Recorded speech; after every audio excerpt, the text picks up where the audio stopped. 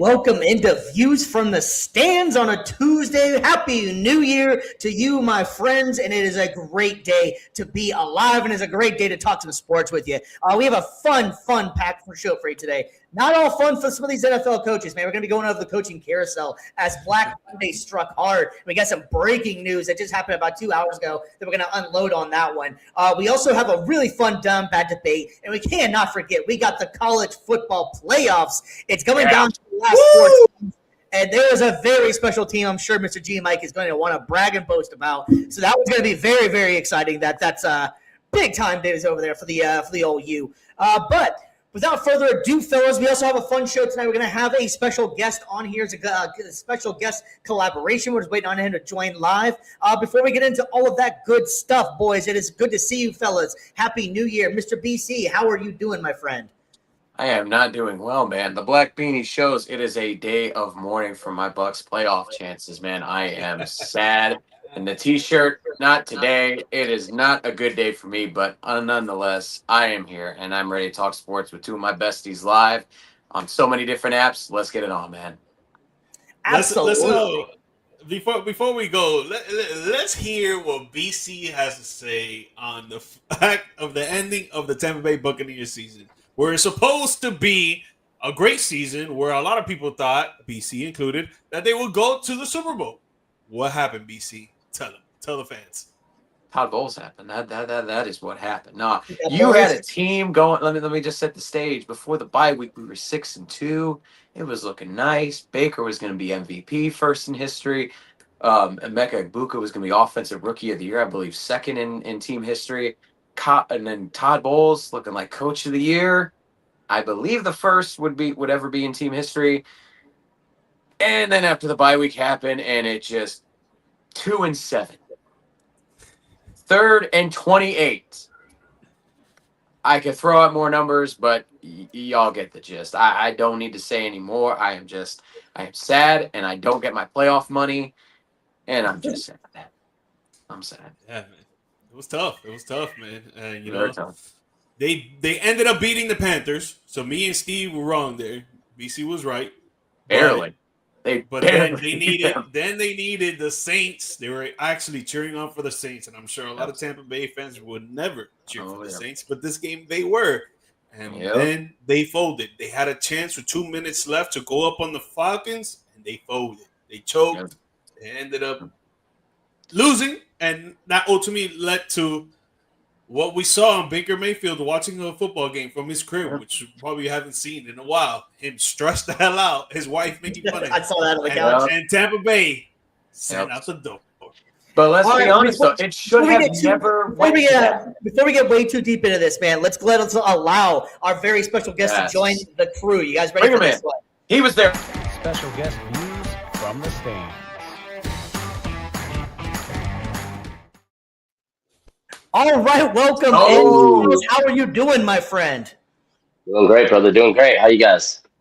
Fantastic, man. I'm really glad I finally get you on to Views from the Stands, man. If I've watched you from afar from Peace on the Streets, which shout out to them because all of us have a connection with old Peace on the Streets here. So shout out to Mimi and all those crew over there. But CL, man, tell us a little about yourself, man. The people that don't maybe know you.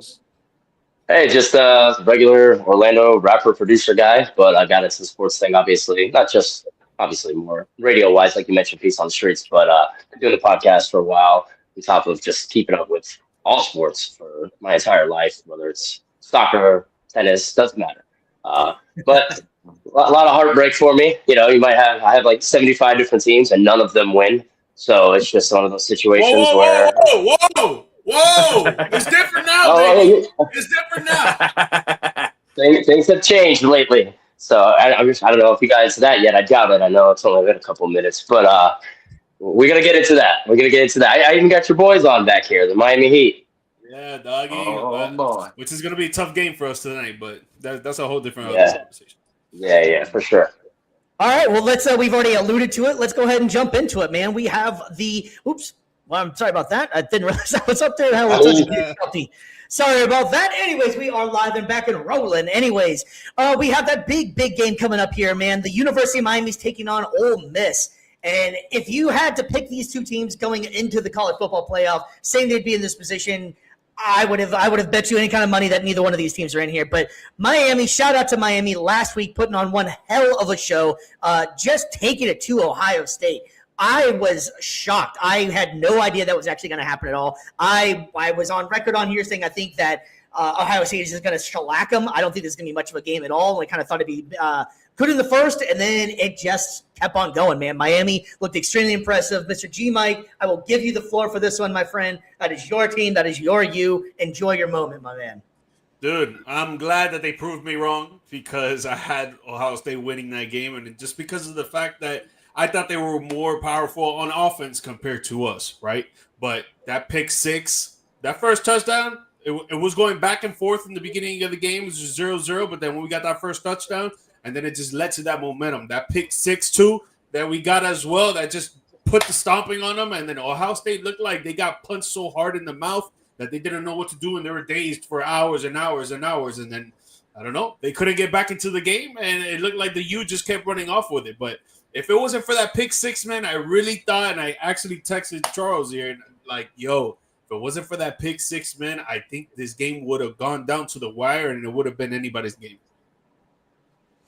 BC, man, what's your thoughts on this one? Because I think we're all in the same boat. We were all kind of just saying that we thought Miami, it's a good story that they made it this far, but they're not the real deal, and they're not going to be able to hang with the big boys in Ohio State. Proved us wrong, man. Did you pick Ohio State this one? I can't remember. Yeah, no, I think this is the one game I think everybody was consensus Ohio State. Yeah. And it, again, like G. Mike alluded to, that pick six was so crucial. Defense, it can still prove to win championships here in college football. So that, and also too, I believe it was like 5 or 6 sacks the Canes had, if I'm not mistaken, on Ohio State. Like that, that's very key right there. So if you're able to get pressure on the quarterback, you're getting these long second, long third downs, and you're also forcing turnovers on top of that, it's going to lead to a short field. And Carson Beck, he had a solid game manager game. You know, it was like 130, 140 yards and a touchdown. Not elite by any stretch, but it was just enough with the short field that offense was given.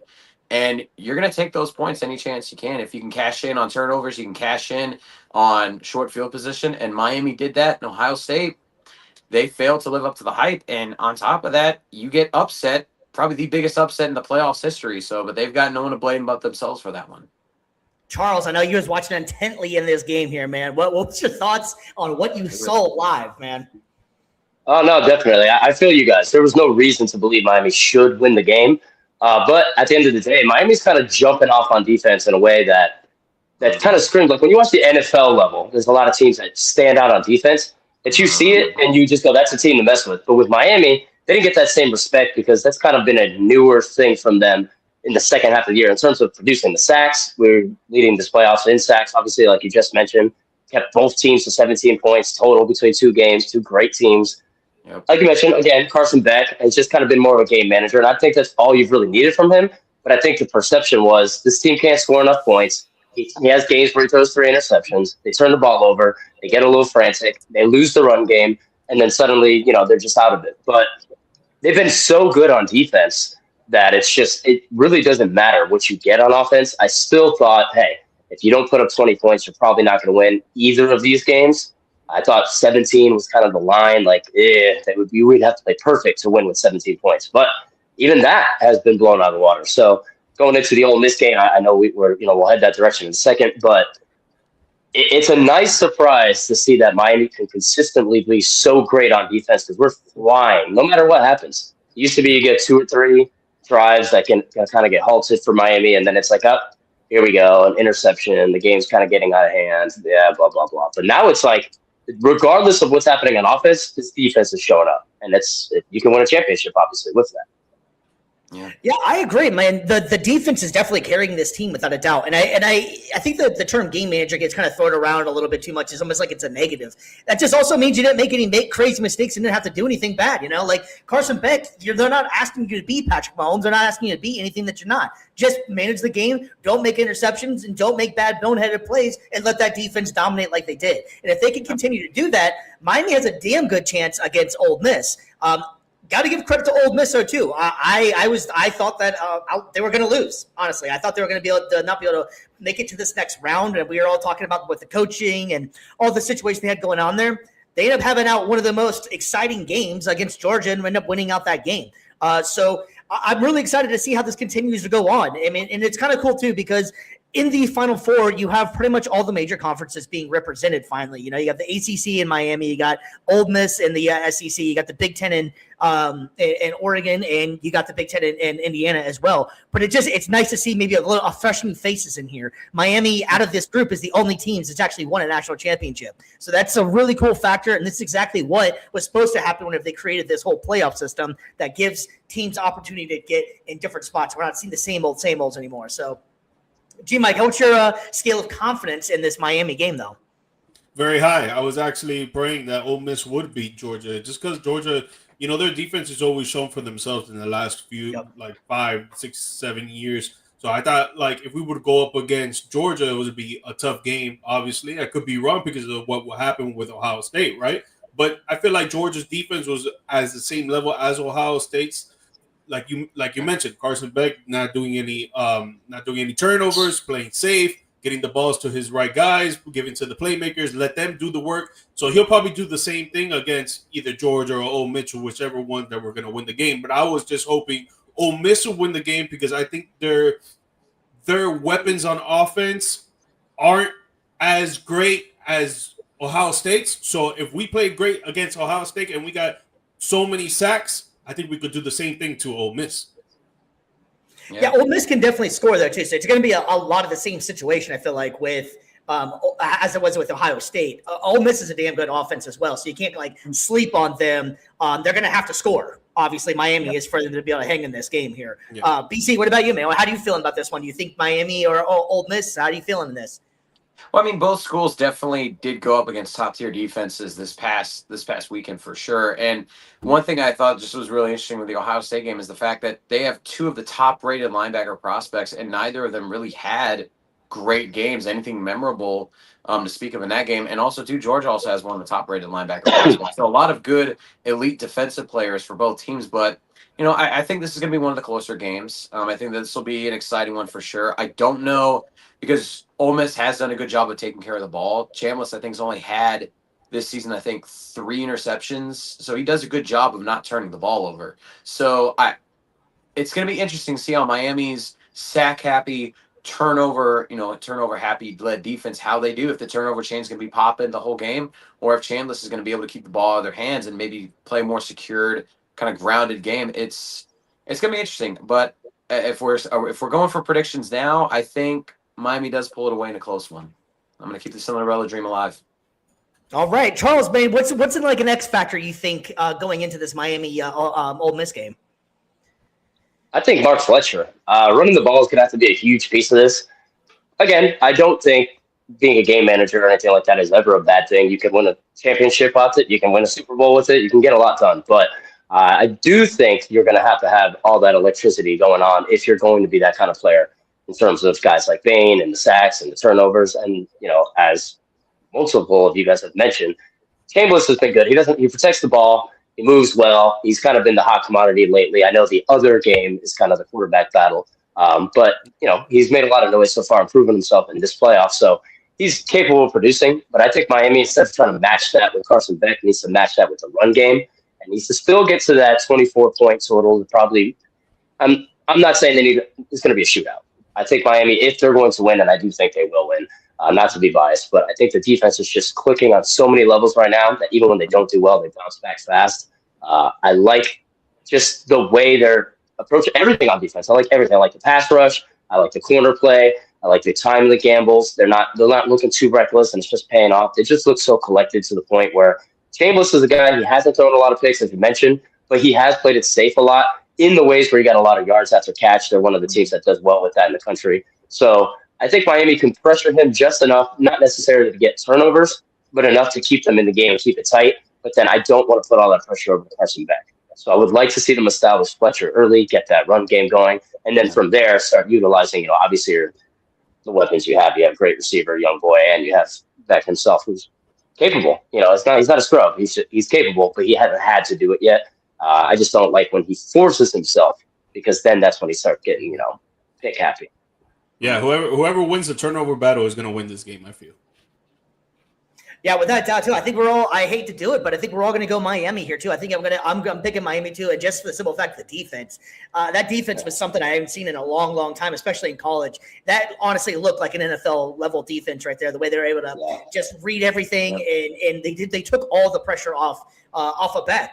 And forgive me, was it Tony? Is that you're the young kid that's supposed to be in high school right now? That kid is now it's Tony. That kid amazing, man. Yeah, dude. Just an absolute X factor in any kind of aspect of the game. That guy is going to make one hell of a, and he's so young, so like that kid only has room to grow. So yeah, I hate to do it just because usually it's bad luck when everybody on a show picks the same team, but how can you not go with the way Miami's playing right now? A little news on this game as well. I guess Charlie Weiss Jr. Is still going to be coaching. It's going to have basically a dual coaching system before they head off to LSU. So that's going to be one last little hurrah for them as well, trying to get this whole debacle that happened now with Ole Miss and Lane Kiffin. So that's going to be an interesting aspect of this game. And one last thing I want to ask you guys, you Miami fans, before we end up out of this. Can we do something with Michael Irving? Can we just keep his ass all on the sideline or something? What the hell is he doing now? We love it, baby. We love it. Keep him there. We need that energy, doggy. Hey.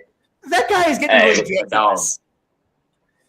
But that's kind of the Miami culture, right? I mean, we haven't been that for so long because we haven't had any reason to have that level of energy. Anytime we start off well, we get to 5-0, and then we fold at 6. So this is an opportunity to finally have that kind of energy that people go, hey, the U is back. You got all the veterans there. You can look at, let's talk about the Gators, right? I think that's what you got going on in your background there. It's easy. Tebo, you already can list all the stuff. Taking a belt off and making the show about him. I mean, come on. No, I know. A little bit much. I get that. But at the same time, it's just like a lot of schools around the country can lean on if you say, hey, what are the blue blood basketball programs? Duke, Kentucky, whatever, right? What are the blue blood football programs? Miami's always considered this fringe program, and this is kind of the thing that helps us stand up in a way. I know it's stupid, I know it's annoying, but it hypes up the players, it gets the program going, it brings in recruits, it just highlights some of the great moments and reminds you, hey, we're not just a school that's in the playoff from a weak ACC. We're a team with legendary NFL players. A lot of recent. I was gonna say probably. Yeah. I was gonna say. No, I was gonna say it's the most all those championships y'all won in the 90s, early 2000s. Come on, how did people I get it, not everybody's from the school, but come on, there's history, there's tradition, there's something there with Miami football. Yeah, we always get left out. We always get left out of that. Yeah, so this is a stepchild of the state or something, which is very weird. Yeah, and I know Florida State. It's because we're convicts. We're convicts. Hey, but you're convicts and rapes, so there you go. Definitely doesn't scream convicts at all, right? I guess. Huh? Michael Irving's doing a fantastic job of not looking like a convict, taking his belt off and whipping something. Yeah, that's nothing about that screams anything like that. He's only whipping the wall. He's only whipping the wall. Nothing else. Hey, we all saw that Florida Gator documentary, didn't we? What do you mean? I mean, Tebow was a fantastic person. That's all that happened, right?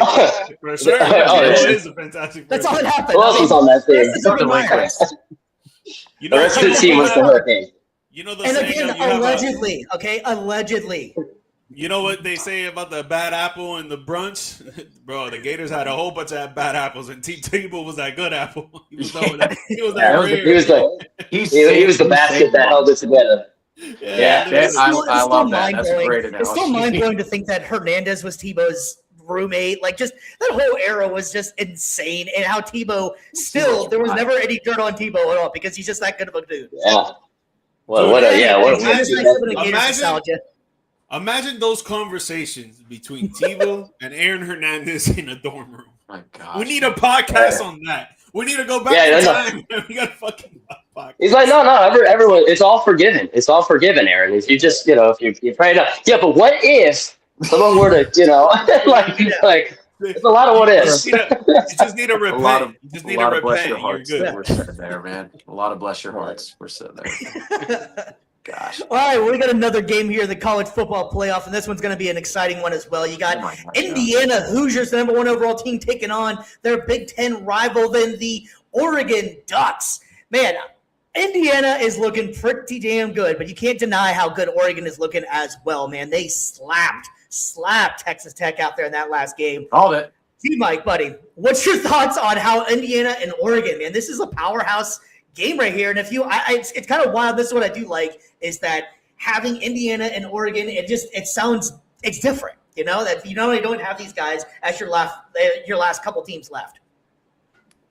Yeah, I mean the big story is going to be the QB versus QB battle, like Charles said, and obviously, whoever wins is going to the national championship game. That should be the broad story, the big highlight of the game, right? But it's not going to be. It's going to be which QB is going to perform better, because it could ultimately decide if one goes the number 1 overall pick and the other goes the 2nd overall pick, which is kind of a different conversation, which I think the Raiders shouldn't go QB, but that's a whole different conversation.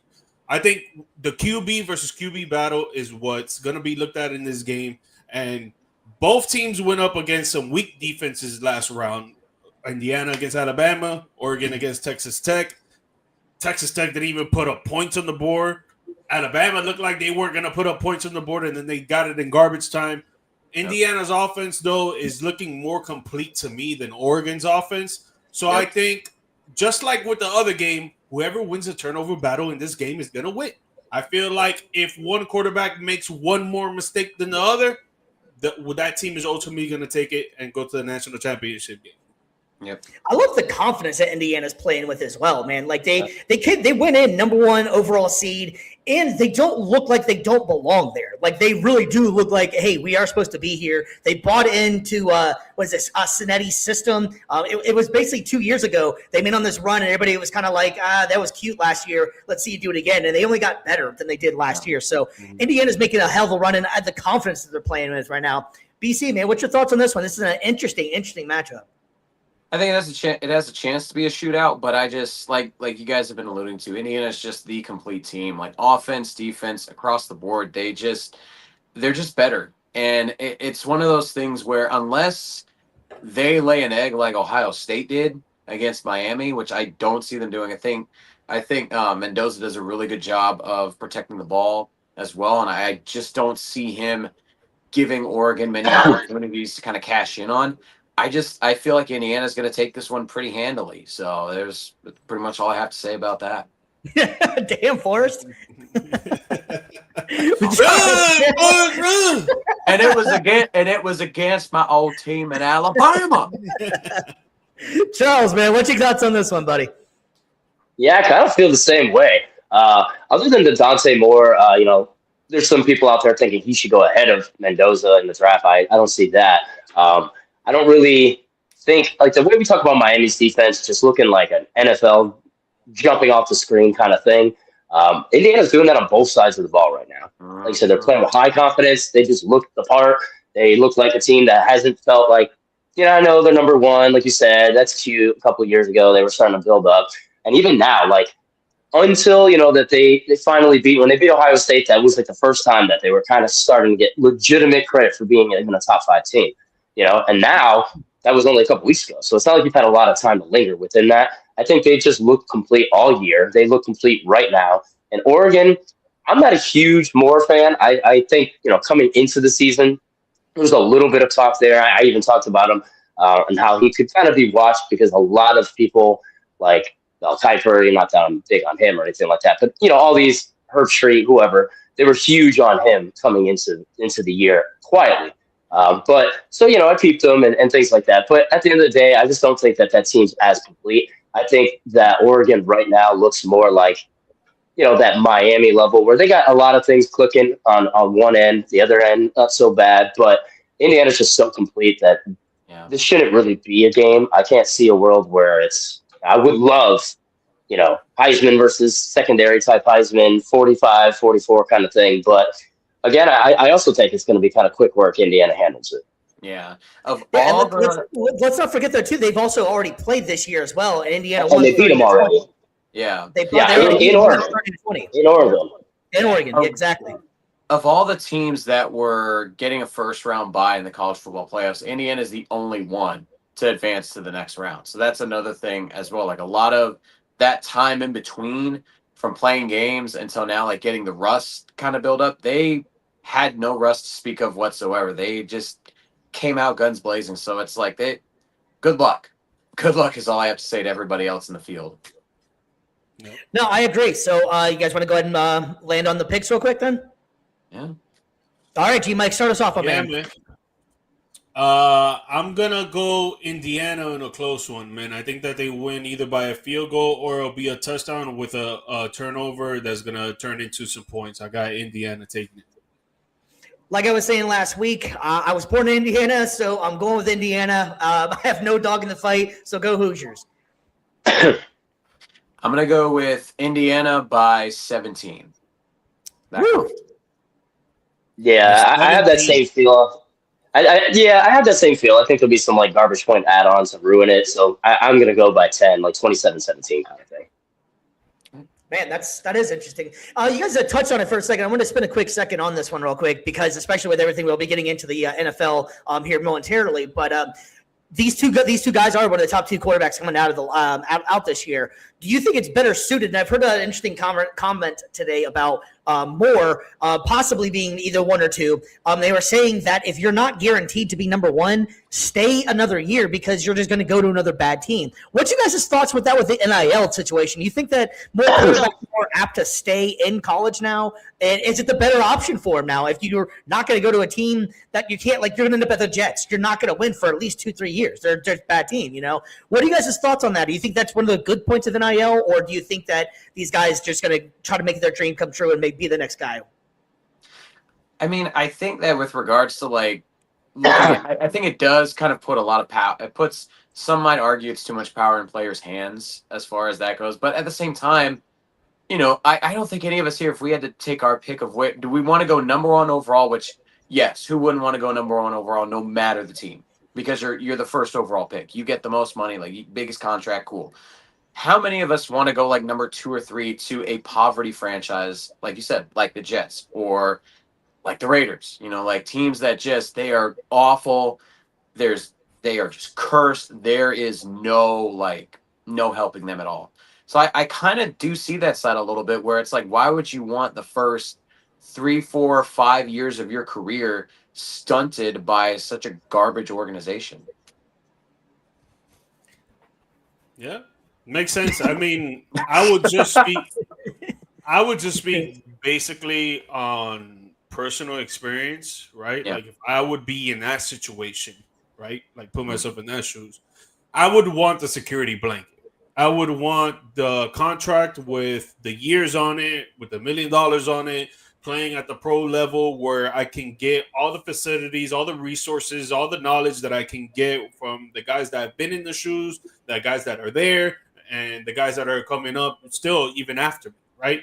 I feel like if I stay in college for too long, knowing myself, I am a party guy, and I would probably get mixed up in that stuff and just be all about that and just get the money, play, and not be worried about anything else, right? I don't know. Just speaking on my own, what my own experience would be, I would decide to go to the NFL, even if it's going to be for a crappy team.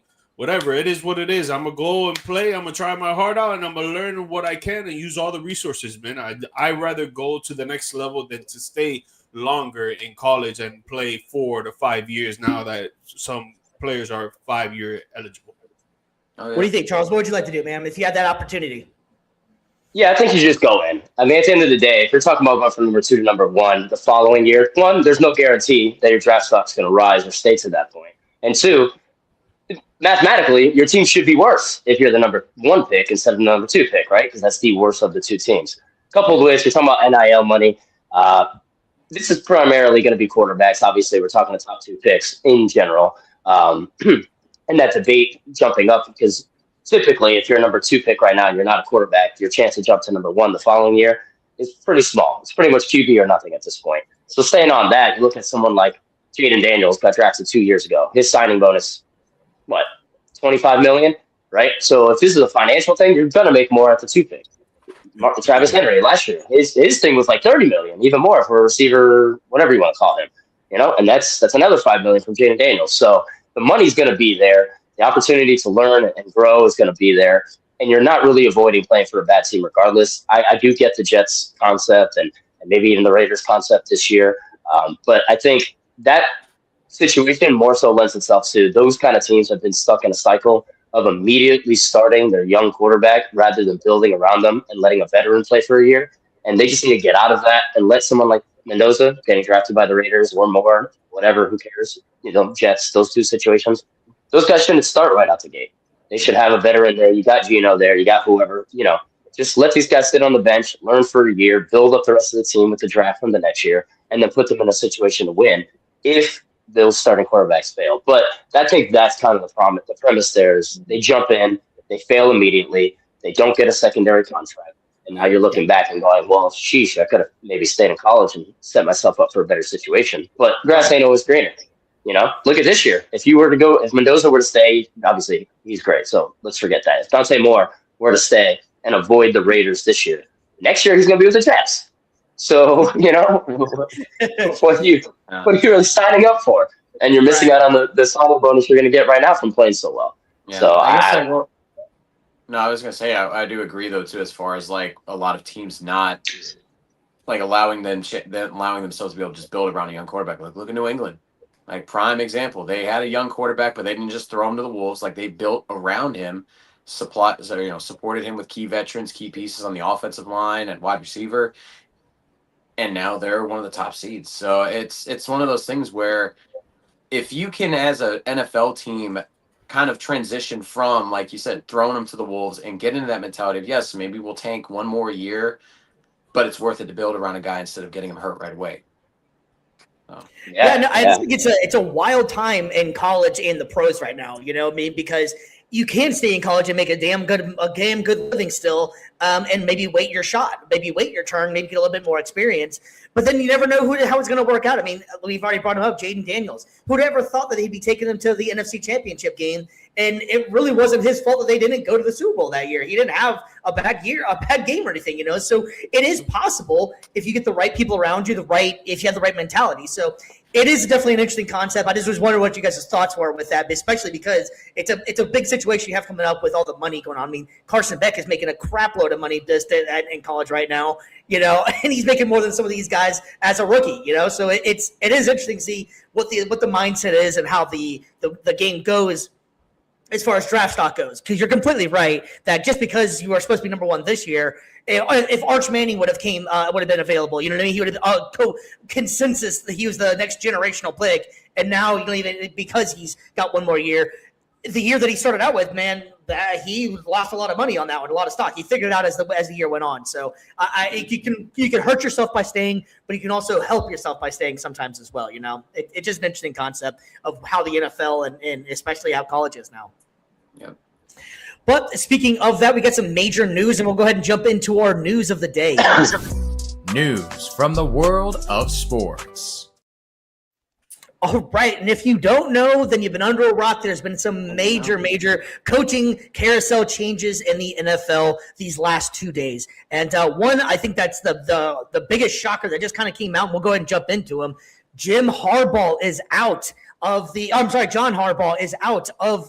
Baltimore Ravens. I believe it was 17 seasons, had a 61% winning record, and he is out of the Baltimore Ravens.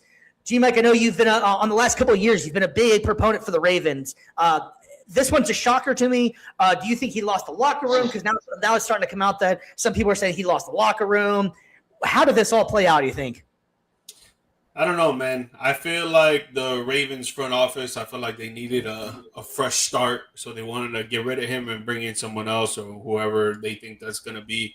But after 18 seasons, he's won one Super Bowl, and most of his career with the Baltimore Ravens, they've been contenders. They've been to the playoffs, and they've been contenders on trying to get, to the big game. But Yeah, he might as well have lost the locker room. There has been rumors that he maybe has, and then off this season, he wasn't really using their top player in Derrick Henry, who's a top running back in the NFL. They're not really using him to his potential, and we don't really know why. Only the coaches and the players really know why.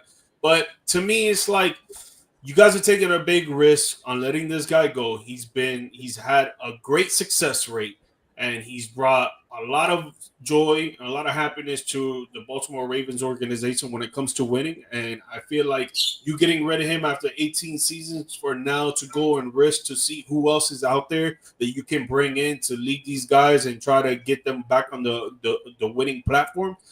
I don't really like it because just like Charles has mentioned, the grass is not greener on the other side all the time. And John Harbaugh shows that he can lead a team to win. I feel like, yeah, maybe he's getting a little bit older, but he's not that old and he's not senile or anything.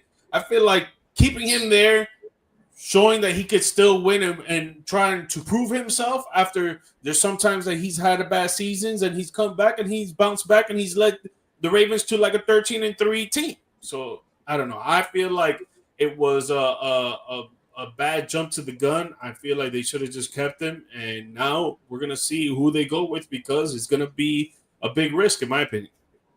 Yeah. I agree. I was shocked when this one came out, and it kind of all of a sudden, right after that game, reports started coming out that there was rumblings in the locker room that maybe this is going to happen. I cannot remember the last time that the Ravens have quote unquote sucked. I can't remember the last time in the last few years that they've been a bad team. This year, they have dealt with a lot of injuries and a lot of adversity. And guess what? They were one kick away with a rookie kicker from going to winning the division after going, 0-5? So I think that this was a like you were saying, a kind of a jump in the gun. And I'm not going to say blaming him because they didn't come out and say that. They've been really polite in what they've said about him. But I think that it was a bad move. I think that he's an adult, and he's an adult in the room. And that team, yes, they did have on paper, one of the best rosters in the league, flat out. And it did come up short. But it also doesn't help that your MVP level quarterback goes out for multiple games. There's a lot of things that happened that was out of his control, and yet he still almost had them winning the division after being down 0-5, I believe, the start of the season. So from the rumors that I've heard and that came out, that he's already had 7 teams already reach out to him, and this news just broke today. Now, granted, I'm sure the writing was already on the wall with the owners and all these other guys prior to that point, but 7 teams already going after him. So I think that says enough about what the level of this guy is at, is that pretty much everybody's like, okay, hey, we'll pay for his plane ticket to get here now if we just to get him in the building. So, and let's not forget the last few seasons in 2023. Zay Flowers goes in for the touchdown, diving into the touchdown, fumbles the ball, end up costing the Ravens the game. Last year, Mark Andrews drops the ball. Obviously, there's things that go on in the whole game for sure, but we're talking about crucial moments at the game where they could have won. Zay Flowers fumbling, Mark Andrews dropping the 2-point conversion, and then this year the kicker missing the field goal to send them into the playoffs. BC, you were saying that you were walking and you were just like in shock whenever it happened. Well, yeah, it was. I did not expect to see that for sure. Like I know that Baltimore, they struggled a lot this year, but again, like G Mike said, there's not a lot of history of the Ravens being trash. Ever since the whole franchise has been here, they've had success after success. Yes, not as much as other franchise, but they're undefeated in the Super Bowl. They have 2 of the greatest teams of all time, and some of the greatest coaches that have coached the teams, and Brian Billick and Jim Harbaugh. So like this has been a successful franchise by many stretches of the imagination. So it came as a shock, but like as you guys were alluding to as well, if a coach is starting to lose the locker room, like we said, due to maybe not playing his players right, putting them in the correct position, not utilizing them properly, maybe that does speak to something to ownership that maybe, he's losing the locker room. Players just don't feel the same way about him now that they used to. Maybe a lot of those old messages that he was used to teach, used to coach to his players, maybe it just kind of rings hollow now. And maybe they are wanting to bring in somebody that has something different, has some more juice, or has a message that gets across to the players. And I'm not saying it's necessarily the right or wrong thing, but it's just as an ownership group, if you're seeing your players just kind of ignoring your coach, and everything's just kind of there's a what's the word? There's a kind of a gap between the coaches and the players. You need to find something to be able to do it, and it's a lot easier to probably fire a coach and get a new coaching staff in than it is to get an entire new team. Charles, man, I know this is probably a shock for everybody. What was your thoughts when you saw this news break? So I wasn't surprised by it. I have heard a lot of things about him being gone, but I agree with what you were saying earlier, Stevie. Talking about kind of like a man's coach. He's an adult in the room of other men, leader of men. He's somebody who does have pretty good X and O coverage. He's not just like a raw coach where he just wills you to a team near your potential and falls short against real coaches. I do think he's worthy and he's capable. And like you said, grass ain't always greener. Well, who are you going to get to replace him? Everybody else is going to want him the second he's available. If we would have got rid of Zach Taylor and Cincy, I would have wanted him immediately. Trust me, I'm a big fan. However, also 17. Hey, yeah, exactly. 17 blown double-digit leads, most by any coach in my lifetime. Like 40-something blown for second half games in general. 20-something fourth quarter collapses in the past 10 years. Or in the past 10 years, 10 in the past 2 years. It's too many end-of-game poor decision-makings, coupled with there was a lot of rumors that, and that's not even getting into what George was talking about with these like last-second dumb, ridiculous things that's happening, including the Bengals playoff game where they fumbled on the goal line and we returned it for a touchdown. But there's been a lot of rumblings that him and Lamar kind of had a disconnect, that the team and him have kind of been at a disconnect just because of, in terms of the front office, because of his decision to keep Todd Monken around at offensive coordinator, seeing how they do keep abandoning the run in the second half of games for, I have no clue what reason. They just did it again in this last game against Pittsburgh. But I know Derrick Henry's had some weird fumble issues this year. But even with that said, if Derrick Henry is one of the best backs in the league, one of the best backs in recent history, just keep running the freaking ball. And you don't have a quarterback, no offense, that is just slinging it all over the place. I know Lamar's been an MVP guy, and I've kind of, people say I'm like a Lamar hater. I'm not a Lamar hater. I do think he is the best quarterback, probably of all times, of running quarterbacks. But at the end of the day, if he could not run the way he can run, we would be judging him the way we judge Herbert, the way we judge other guys like that don't get the job done come playoff time, and they just look like ducks out there. But that's another thing altogether. I think the biggest thing is just these fourth quarter collapses, the disconnect with the Todd Monken thing, choosing to hang on. Chang, he hung his hat on him for the past 2 years. They were trying to get rid of him. He said, I'm going to stick with him. And nothing's changed. They stopped running the ball. They keep blowing the games late. I love the end of the argument. This year was not the right time for it. But the fact that they were even in this, they shouldn't have been in it. They had too many injuries and nothing good going on. So this was just the right timing to make it look like a good time to do it. But I don't really feel like this year validates that decision. I would have stuck with him, and I'm glad he's gone because as a Bengals fan, get this team out of my face. I'm dying for them to suck. I would have said it in a personal, you're welcome to come on here anytime because I'm always a Lamar hater on here, and I get eaten alive all the time because I'm always the one that's like, I don't get why everybody thinks he's that great and stuff. So you're welcome with me anytime, my friend. I need all the troops I can get. Two-time MVP. Yep. Never gets the job done in the playoffs. Yeah, that's okay. We're just gonna look past that. Don't worry, buddy. But he makes just really because he can run. Correct. Well, yeah, correct. That hasn't been the case. That hasn't been the case the last 2 years, though. He got bounced. He got bounced, but it's a team game. He's still putting up numbers. He threw that interception into the end zone where the camera panned out to try to see who he was trying to throw to. It was like 3 defenders in the end zone. I'm like, what are you doing, guy? Yeah, like I know for sure, but he still came back in those games and he still put up numbers.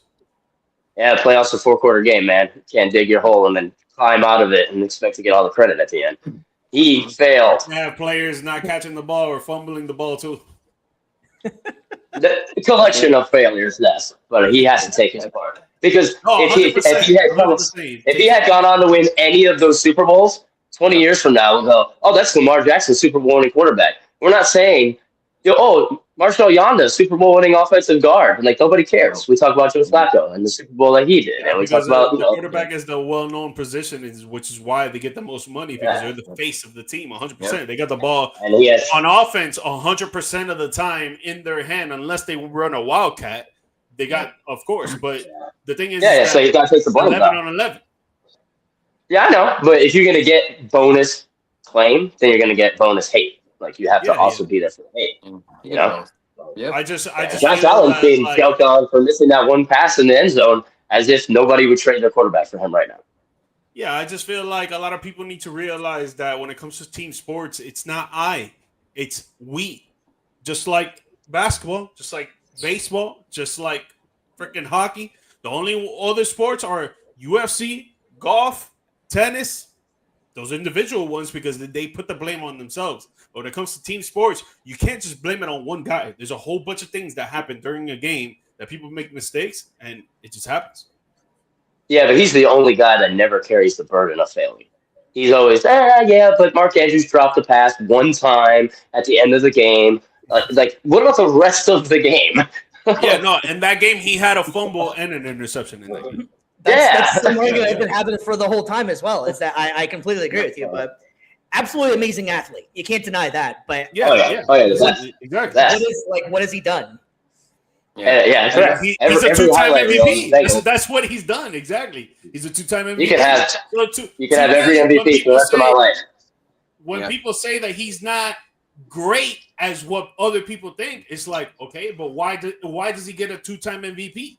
Why does he do a lot of damage during the regular season? Yes, in the playoffs, I agree. He doesn't do a lot, for sure. Yeah. But during the regular season, he does a lot of damage. That's like saying James Harden is not a great player. He does a lot of damage during the regular season. He goes crazy. In the playoffs, it's a different story. He's not a winner. I'm glad you used him as the example, because the game changes in the playoffs. NBA slows down, goes more half court. And now you can really, truly go, okay, we got this one guy. Here's how we're going to approach him for a 7-game series. In the NFL, the game doesn't be perceived as slowing down, but it really does. You see teams hold back plays, for matchups, and we're like they even talked about it the other day. I think it's the I'm blanking on which team. Oh, Denver, saying, okay, well, hey, we know who we might be playing come second round. We're going to hold back what we could be doing in these last 2 games because we want to set up for what we can be doing in the playoffs. Like, it's so keyed in, and I don't think Lamar has the X's and O's down enough to make adjustments on his own during a playoff game, and he hasn't been able to prove that. He just keeps coming up. He gets loose, he gets comfortable late, and then his interview, he says, I was nervous. And I'm okay with that. I'm not going to hate him for saying that. But it's like, you're not going to get the job done. I'm not going to give you your flowers. Yeah. And that's, for me, that's the thing I agree with as well. It's one of those things where he's a great player. No one's denying the talent. No one's denying the skill. But when you have one of the best teams year in and year out, again, competition aside, we get it. Bills, Chiefs, elite teams too. No one's discrediting that. But if you want to take that next step, you have to actually start putting in wins in the postseason. You got to start making a Super Bowl appearance, at least getting to that final round. And that's, to me, that's the last thing that he needs to do. And that's kind of the problem with him. I'd say that's a problem with Josh Allen though too. Again, getting close, just can't get over the hump. And that's the problem. Being a great regular season quarterback, you got to be able to take it. And there's no excuses for it. This team is too talented not to be going to the Super Bowl, in my opinion. So with the news of John Harbaugh getting fired, it goes to my point that it's not about just one player. It's about the whole team, coaches, trainers, players, front office, owner. It's the whole thing put together when it comes to a team game, which is why John Harbaugh's getting fired, because they think that he can't do it. He can't coach them to win. And Charles brought it up. 17 big-time blown losses. Freaking 20-something. I don't remember what the stat was, but the fourth quarter that they couldn't get it done. It's like, okay, so it's not all on Lamar. It's not all on Mark Andrews. It's not all on Zay Flowers. It's not all on John Harbaugh. It's all together. Yeah, but the problem is that somebody's going to have to be the scapegoat for this year, and it just so happened the lots fell on John Harbaugh.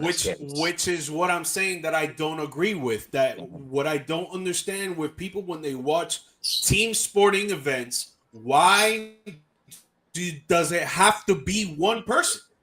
Why can't it be a collective? Is what I'm saying. It's just easier to get rid of the coach. Exactly. Then it is. No, facts. Contractually, financially. You give it to the star player. You give it to the star player. You give it to the head coach. Which is why they're the first ones either to get traded or get fired. I think a big showing of that is just I'm bringing in the Bucks here, going from Liam Cohen as your OC to Josh Grizzard. Big case point. I know that there was injuries and crap like that, but top 5 offense, middle of the pack at best, probably more the bottom third. So Jags bottom third offense, one of the best suddenly. Exactly. Yeah. So, and that's the thing. Overnight. It one man, it's one of those things where it's a team sport, but one man can really make a difference. It just depends what's going on in here, what's all in your mind. Well, I think we can all agree now that John Harbaugh is out of Baltimore. The excuses for the Lamar thing is going to get even more. If Lamar can't do anything in the next 2 years, was it really Harbaugh, or it's going to be the same thing as my Belichick Brady? Who was better? Was he holding them back? And if you remember, Bash, but I found it kind of strange whenever I heard the reports that Charles was alluding to as well, that all of a sudden Harbaugh and him had disconnect. If you remember back, 2 years ago? On those clutch situations, you'd always see Harbaugh and Lamar talking to each other, and Harbaugh would be like, "What do you want to do? Do you feel comfortable with this? Like, let's run what you feel comfortable with." And Lamar kept on constantly, "Oh, I love him. He asked me what I really want to do." So I just found it so strange that all of a sudden, just out of the blue this year, everything is falling apart. I don't buy it. I feel like that they were looking like you were saying, maybe if they were just looking to change it up or something. And I think that he's kind of taking the fall for the whole team in general. He's kind of taking the fall for the whole team being injured and just Lamar not being there. And we'll see how it goes the next 2 years, because I think that's really going to be the biggest factor. If they get a new guy in there and Lamar still doesn't do anything, I think that's going to be a big problem. I mean, winning does a good job of solving a lot of those problems, though, too. If you're winning, you don't really care if there maybe is some disconnect, quote unquote. You just kind of live with it because you're winning. But then once that gets taken away, it's like, all right, that don't fly anymore. Yeah, but again, Gio just alluded to here, Harbaugh 12th all time and wins. He wasn't the problem. And what we alluded to earlier, Harbaugh is his success rate is 62% or whatever. I think it's 61, I believe. Yeah. Yeah. So most of his seasons he was winning. So one bad season, just okay. Now we're gonna let you go. Yeah, this is all playoff days. It's playoff days because the regular season, like you mentioned, it was just a nice hot button opportunity to go. Hey, look right there. There's our opportunity to get rid of him because this team has not performed in the playoffs and they have too much talent. His playoff winning percentage is over 60% as well, I believe. I think he's 61% in the playoffs as well. He's 199 and 100 or something along those lines. I can't remember exactly what it was, or 199 and 20 or something like that, or 120. So he has a winning percentage in the playoffs as well. So it's not like this guy is choked in the playoffs all the time or something too. So, but we can't spend the entire time on John Harbaugh because there was other guys that got fired in here. And this one was another. I found it to be kind of shocking. Was Kevin Stefanski of the Browns getting fired? And I think this is another guy who's immediately going to get hired. There's so many things that you can say about the Browns and what's going on with the Browns. And you can say that for years. I think that he was a good coach, and I think that this was a bad move for them as well. BC, man, you start us off this time, man. What's your thoughts with Kevin Stefanski? I think he's going to get picked up immediately. I mean, it's just a pop. We talked about poverty franchises earlier with the Raiders and Jets. How could we forget the biggest one in Cleveland? So it's just, again, the whole team this year, aside from Myles Garrett's record-breaking season, the defense being elite again, as they are a lot of it. Again, one guy making the difference. It's not just him, but he's a big part of it. And Myles Garrett, soon to be back-to-back Defensive Player of the Year. That was pretty much the only bright spot. Shador had a few flashes here or there, but this team was not great. This franchise has never been great. And so I think that, again, it's just Cleveland. They're going to continue this. Yeah, they're going to continue the cycle of sadness that is going to continue to go there. And it's just, but that's what they're going to do. And I agree that I think Stefanski will go elsewhere. I think he'll succeed. But, it's what this franchise does. They're impatient. They want something now. And it's going to take more than a few years to build it back up when you bring in a head coach. But Browns going to Browns. It's wild too. I mean, we all love stats sometimes too. I mean, this guy's was a two-time Coach of the Year within the last 4 years, I believe it was. So it's wild to me that they're shooing him out, but then they're keeping their GM though. And he's also, I believe, the one that brought in Deshaun Watson as well, if I remember right. I could be wrong on that one, but I'm almost positive he did. And they still don't have a quarterback situation. They still have a weak quarterback situation in which they also got rid of Joe Flacco when he was playing pretty decent. So the Browns are just a weird situation here, man. That's your division there. Charles, what's your thoughts on this one, man? I mean, I'm fine with it. Not because because I agree with you. He's fine for the club. His team's so impatient. And I don't get it because it's not a fan base like you look at the Giants, right? Another team that's kind of been in a weird thing, but they had their Super Bowls recently, so they're safe, right?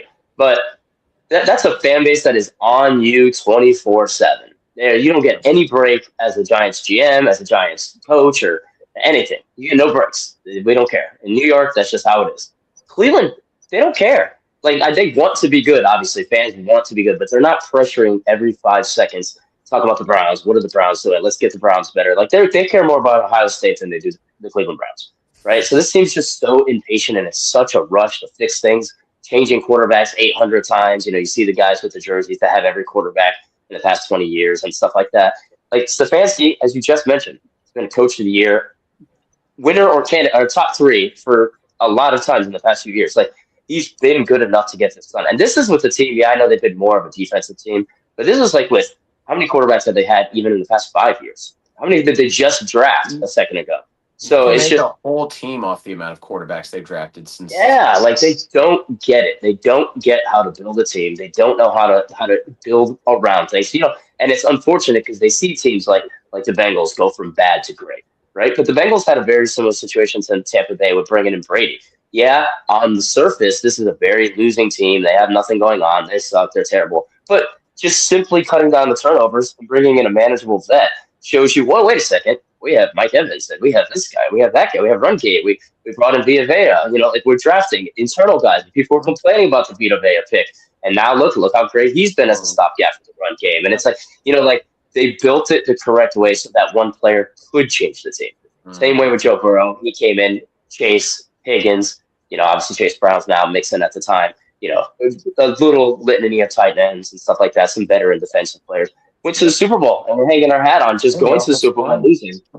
Yeah, the offensive line has been bad, right? And we've drafted 8 offensive line picks in the past 3 years, so it's not as if we're not trying. And we got Orlando Brown, who's supposed to be a top 3 lineman as well. That didn't pan out as heavy, but still, attempts, right? You build around this team, and they just refuse to do it. And so I'm not surprised. I'm not surprised that they have the right guy and they're going to move on from him. And I'm glad because I don't need another threat in the division. Just go on and keep making mistakes. But I'll tell you right now, Mike, you could have had Stefanski, you could have had Harbaugh, and now Dallas is sitting there kind of in an in-between coaching situation. Yep. Unless you like Schottenheimer, I don't know how you feel. I mean, we're going to be talking about the coach that got fired in a little while, and so that I was finally grateful for. But with Stefanski, man, I agree with you guys. I don't think he was the problem. I think the problem there is that there are people around the world doing witchcraft on the QB position, on the QB room for the Cleveland Browns because they could never get a QB in there. Right now, it's looking like they're going to go with Shador for week 1 next season. They're probably not going to draft a QB, and they're probably going to draft around. I would say maybe they would need a better receiving core. I think their defense is solid. I really think if they do draft defensive picks, it's just going to be to get backups and on top of backups. Maybe try to improve the offensive line. But I don't even think the Cleveland Browns are that bad of a squad overall. I just think it's the QB situation that they can never get rid of that bad juju that is going on there. And I don't think it's going to be for a while, man. It's either they're getting bad juju on it or, like you guys have mentioned, the front office just doesn't know what they're doing when it comes to the quarterbacks. Yeah, they've had 42 different quarterbacks since 1999 and 12 different coaches since 1999. That says enough about the team right there. I don't get, and then what I don't really get about this one too is that you actually had a good coach this time. So I'm surprised they kept the GM and they allowed them to pick the next head coach in here. I think that was a bad move for them. I think that for once you actually had somebody pretty good there. I mean, hell, if you could take Joe Flacco and turn him into what they did with the head coach being there, and correct me if I'm wrong, the Browns almost made the playoffs that year, did they not? They went on a run on that at the end of that, right? Yeah, I want to say that was like they were like a game away or something. Like 10-7 or 11-6. Yeah. Something So like that. I mean, like, did they go to the playoffs with Baker? Yeah, that was 2020. Yeah. Yeah. So like That wasn't good enough. That wasn't good enough. Yeah, they've been able to succeed with common players, but they just blow it. This is why they'll never get out of it until they not find something stable, but they stick with it. Like stick with it for more than 3 seasons, and I promise you'll be fine. Not like other teams where it's like, okay, this is obvious, like this has been a long time coming. Why isn't this guy gone yet? Like you can tell certain situations, you can tell what the problem is, and Kevin Stefanski in Cleveland was not the problem. And you can even see it with this year. The games that the quarterbacks have had great games. Dylan Gabriel, I think when they went to London, he had a great game and they won in London against the Vikings, I think it was. Shedeur Sanders, when he threw for 4 TDs or maybe even 5, 300 plus yards, they won that game. The team overall is great. It's just the QBs. They're inconsistent or the QBs are not good. That's what it is. That's what they got to fix right there. Yep. I hate playing them. Every time the Bengals play the Browns, all my friends are, oh, you got the Browns. That's an easy one. I'm like, no. It's definitely not an easy one. No. They beat us almost every single time. It drives me nuts because the rest of the team is so good. But, hey, not with me. Get them out of there. Let's start over and put another bad coach in there and keep them on the bottom. Well, there are some other coaches as well.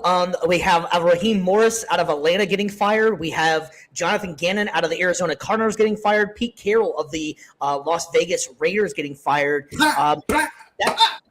was a busy day for people getting fired in here. So we went over the ones, and we obviously already had Brian Daboll. So the New York Giants are available, and the Tennessee Titans as well. So to kind of put a wrap on these coaches. Oh, and actually, we wanted to bring it up as well because I know G Mike wanted to talk about it a little bit. We have Eberflus Matt Eberflus got released by the Dallas Cowboys as well. Yeah, I was gonna say the worst defense in the league. Was that one a shocker for you? No, it was not a shocker for me. And I was actually thinking that it would have happened at the mid-season mark, honestly. I thought it was going to happen way earlier, but I guess that they wanted to see what he can do and what he can prove. I guess he had a great conversation. This guy's a great negotiator. Please be a salesman at the next freaking car dealership because I don't know how the hell he made it to the end of the season, my guy. 30 points is what teams were averaging on us, bro. Our run defense was crap. Our pass defense was even terrible. I honestly think that if our defense would have made the playoffs, if our defense would go up against a top college football offense, I think that offense will put up 21 points. I honestly, truly believe that because we're so garbage. And I'm so glad Dallas, let's book it. Finally happened, and hopefully we could bring someone in here, man. And I've heard that the DC for the 49ers is looking for another job. Robert Saleh, baby. Gosh, I would kill to have Robert Saleh in Tampa right now. My gosh. Let's talk about Tampa right now, BC. I'm talking about in terms of play calling because Todd Bowles can't call plays to save his life on defense. Soft zone coverage. Everyone's back like 30 yards. What the heck is this? Actually, we quietly have the most embarrassing defenses. You're on a cruise. I'm more on a raft.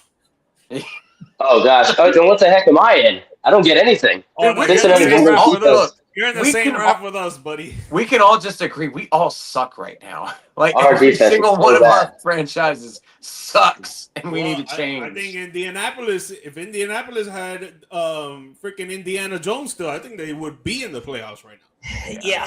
Yeah, that was very heartbreaking to see that one. But I am glad we're talking about coaches still as well. Indiana the Colts are going to bring back Shane Steichen and Chris Ballard, and I do think that is the right move to do. I don't think that it was Shane Steichen's fault that they kind of fell apart at the end. Daniel Jones goes down, and you don't even know how that would have played out because he went down so early in that Jacksonville game. Granted, Jacksonville has had their number against Indianapolis for years. I do not understand they cannot win in Jacksonville. I'm almost positive I was at the last time they won. They won in like 10 years ago. I'm pretty sure I was at the game. But with the coaching staffs though, we mentioned before, Eberflus got fired. The Lions got rid of their OC as well. His name is drawing on me. John something or other. And also another interesting one. There was 2 firings for the Commanders. The Commanders got rid of their DC and their OC, Cliff Kingsbury. who is already to be rumored to be interviewing for some jobs possibly. Out of all of these positions, out of all of these teams here, like we mentioned, we got the Giants, you got the Titans, you got the Raiders, you got the help me out here, guys. The Raiders, you got Titans, yeah, Browns. Yeah, Baltimore is still just a weird word for me to say out loud, really. But out of all of those ones, what do you think is the best one? What's the best position to have? I mean, I would think that the Baltimore is the obvious answer, just because of the roster. You have Lamar, but it's going to take a certain type of coordinator and a certain type of coach to deal with like a Lamar. So not everybody's as able to do what some of these guys are able to do with the mobile quarterbacks and the athletic quarterback. I think Kingsbury would be a pretty decent shot in there because he's already had Kyler Murray, and he's used to playing with Jaden Daniels, so now he has a bigger version of both of those guys. So that could be an interesting position for the Ravens to look at. But I just find it kind of weird because Kingsbury has already been on record saying he doesn't want to be a head coach anymore, but now he's back in the coaching carousel. He just wanted to be an offensive play caller and call it a day. We'll take him. We'll take him. Happily. I think Tampa will be nice for him, actually. I think Tampa will be good. Cool. Yeah, because, I mean, again, like Rizard pretty much this year were just very other than the game in Seattle, it's pretty much just been kind of bland, boring, pretty, like, repetitive play calling over and over again. With Cohen, very innovative, very situation personnel based. Grizzard was just very by system based, and it's like, no, you got to adapt around the players, not the other way around. It's not how it works. All right, so yeah, you guys pass like every two plays, screen pass.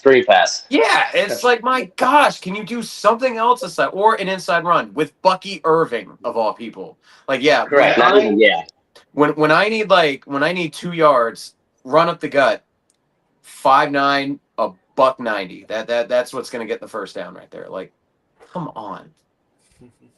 All right, G Mike, rapid fire real quick here for the end of for the coaching here. Which team and which coach or which team do you think is the best fit, and where do you think it's the best fit is right now for the coaching? For what? For the which team? Which team do you think, if you take over, like that's the team you want to go to and then take over for? Definitely Baltimore. I mean, you got the roster, you got a great running back. It's probably the top 5 right now. Quarterback top 5 right now. I'd say top 10 arguably. And I think the whole team, I think the only thing that they got to work on is that defense, because even though in the last few years they've been great, but this season it's like it's all fell apart. So maybe it was coaching, maybe it wasn't. It was locker room presence. Maybe a whole bunch of stuff was happening behind the scenes that we don't know about. May come out. But I think right now the head coaching spot for the Baltimore Ravens is the best fit for anybody. Yeah. I'm gonna take the. Actually, I like the Falcons' job. I think that job is very good. I think their roster is very good. I think they did a pretty good job, even though they did get rid of their GM.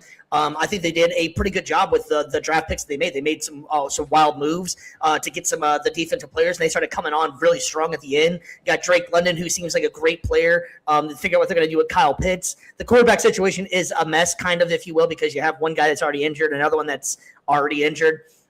So that's going to be the only problem that they can figure that part out. I think the Falcons have a great on paper team. It seems like a great facility and a good team to work for. So I think the Falcons is one of the best jobs out there right now. I will say best opening vacancy is going to be Baltimore, just because of what they have right now. And I will say the best fit for that, I'm gonna go based on one of the fired head coaches. Give me Kevin Stefanski to Baltimore. I think that'd be a fun combination there. You keep it in the division, and then I'll add one extra for the corner just because we mentioned it earlier. Give me Cliff Kingsbury in Tampa, please. Let's spice it up a little bit. Let's do it. No one wants to go to the Dolphins, doggy. Oh man, y'all suck. Yeah, I don't know who that is, but that Geo dude thing is kind of fresh though. I'll give him some credit for that. Yep. But hey, I guess I'll go a different direction since everybody's kind of taking the combination. I'm going to go the Giants with Clay Kubiak. I think that's a team that, on paper, you go, okay, this team's whack. We know they suck. They keep losing, blah, blah, blah, same crap, right? But I don't think they're that far away, rest of the roster-wise, outside of the QB spot. Now, I'm not saying that, what they currently have is bad, but we don't know yet, right? So, I just think Dart is fine for now. I think if he can look fine for now for another year or two, that this team could be in a contention spot where overnight, you look at New England, they had no skill weapons whatsoever in New England a year ago. And now this team is just flipped the switch, Vrabel doing great, all that, and they looked the part around Drake May, obviously, so it's easier said than done. But I do think that the Giants are really that one piece away from taking a huge leap, not just a regular leap like you would think. Obviously you get a new quarterback in there. But if they had a kind of a quarterback that can work for them, I think they'd make a huge jump. And I think having someone like Clint Kubiak for the next 3 to 5 years there would be the right fit to try to kind of get it there. Obviously, Stefanski would be the better fit, and there would be more expectations and stuff like that. But I think, I won't pick him just because you guys already picked him. So I like the long-term fit of Clint Kubiak there, first-time head coach with an opportunity to kind of build an offense around a team that needs some help and has enough there, I think, obviously, weapon-wise on offense and defense. With draft picks coming. Yeah, it's definitely a very, very interesting situation with all the teams that are out there and everything. The thing that makes me nervous about with the Giants is that Malik Neighbors is still not right. He's still using a cane. I don't know how far along in rehab he is, but that doesn't sound very good that he's still at this point not really walking on his own, really. So that's kind of scary. But no, I don't think. I think you're right though. I think that the Giants have something going in the right direction with the right mindset, with the right coach. It could work. I mean, even though they did get rid of Brian Daboll, who was the guy that wanted to draft Jackson Dart, finally got it going, and then you keep the GM who got rid of Saquon, and then you get rid of the guy who wanted to get with your star quarterback you got going now. Total makes a lot of sense there. Yeah. Maybe you should have checked his Madden ratings or something, Anyways, all right. Well, speaking of in the draft. Yeah. Exactly. I think too some other names maybe to potentially watch too, just as far as like coaching hires go. Nate Scheelhaus from LA and Chris Shula. I think both of those guys have they've been able to contribute on both sides of the ball. Like we're seeing MVP level numbers out of Matt Stafford. I think Scheelhaus has done a good job as the passing game coordinator, and then that Rams defense has just been a whole group of dogs, especially since Aaron Donald retired. Like they've been able to rebuild back, and I think that they've got a great attacking defense under Shula. So those would be two guys to kind of watch for in free agency. That's who I think Miami's going to try and go for. Scheelhaus? Yeah. For the Rams DC, I think they're going to try to go give him that HC job. Yeah, or even Vance Joseph too, if you have a defensive type of team. Yeah, it's kind of wild too because of all the offense in the NFL. But this go around, it seems like all the defensive guys are starting to make a noise again. That they're getting up Vance Joseph, like you're saying. Raheem Morris is going to be out there. I think that Raheem Morris is just a good coordinator. I can't see him being another head coach again. He's a great person. If you ever listen to his interviews, just seems like one of those stand-up guys in the world. But I just don't think that some guys just don't have that head coaching factor in them. So I can see him landing a DC job and being perfectly fine at it. But and it's kind of weird. It is kind of weird seeing all these defensive guys getting looks at again. Yeah. All right, well, sticking with the NFL, we're trying to get to that promised land of the Super Bowl, and the playoffs are set, and we have some brackets over here to look at. Woo, and this is going to be interesting, to say the least. Mike, what side you want to start with? You want to start with the AFC or the NFC, man? We'll start off with AFC Steelers-Texans game, since it's right there on the left. Steelers and Texans on Monday night, and this one's going to be wild. The Steelers are hosting the playoff game here, and Houston's coming in at the 5th seed. And, man, D'Amico Ryan did a hell of a job, man. The Texans looked like they were down and out, and they came back and figured their stuff in. Got it. They were working great. That defense is ridiculous. It's going to give Aaron Rodgers trouble all day long. Mike, what's your thoughts on this one, buddy? One of the best defenses in the league with the Houston Texans against piss poor Pittsburgh offense, and their pass defense isn't really that great, man. The Texans have really been, since the second half of the season started, man, they really uplifted themselves. CJ Stroud started cutting into his own. I think they only lost 2 games in the second half of the season, if I'm not mistaken. So I really like the Texans taking this game, even though the Steelers are pretty good at home, pretty good at prime time, but I got the Texans on the road. Steelers never lost on Monday night. They're 23-0, I believe it is, somewhere in that area in there. Trying to make history, baby. Yep. It's really tough to see. I could this one's going to be a tough game for me here. I think on paper the Texans are a flat out better team than them, but I just for something they don't really lose on Monday nights. I'm going to go with Steelers and then upset. I feel like because I think the Texans are a better team. They got the home field. Rodgers isn't ready to go home yet. if that defense is able to stop Rodgers, and then it's going to be over if they either pass rush him. But I just feel like the Steelers are that annoying team that's going to be able to pull off an upset and break some of these brackets here. So give me the Steelers. Oh, man. Disagree with you heavy on that one, Steve. Like, it don't matter if Aaron Rodgers does not want to go home. You got the Houston Texans all ganging up saying, how many times do we got to teach you this lesson, old man? And they're going to send him home. Sorry, got Texans pretty comfortably in this one. That whole 23-0 Monday Night Football thing, 23-1. The Texans are the one. 23-1. Charles, what you think, man? Yeah. I feel you on that too. Steelers have this magical way of winning games that they shouldn't win and stuff like that. They're very annoying. My least favorite team. And this is not a bias thing because of that. This Texans are a more complete team. They've been a great defensive team, top 2 defensive team all year long with Seattle, Denver, whoever you want to throw in there. And on top of the fact that the offense is clicking. They're finally looking healthy. They're looking good. Stroud's on a good stride. The 9-game winning streak coming in. Steelers back in their way coming in. Aaron Rodgers usually folds in the playoffs.